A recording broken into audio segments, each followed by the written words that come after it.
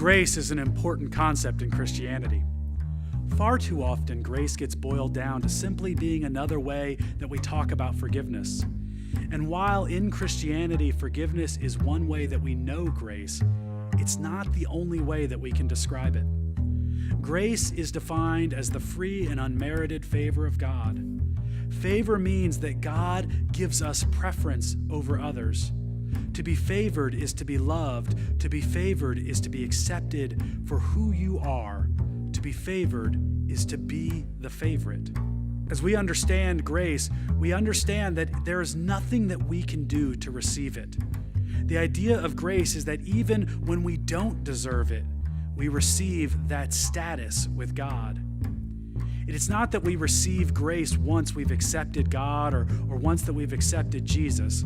Those would be actions that we have to take in order to get that grace, and that would make it merited.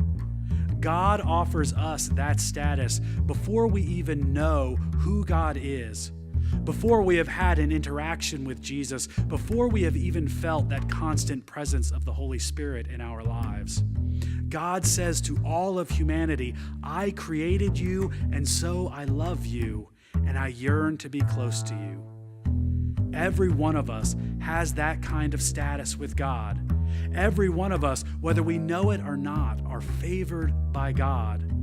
Every one of us, no matter how far we think we are from God, have been given God's grace. God's grace is radical in nature and challenges us as believers to not only respond to the grace that we have received, but to share it with the world. God's unmerited favor is being poured out on you right now so that you can know and share God and God's love with all of the world. That is grace.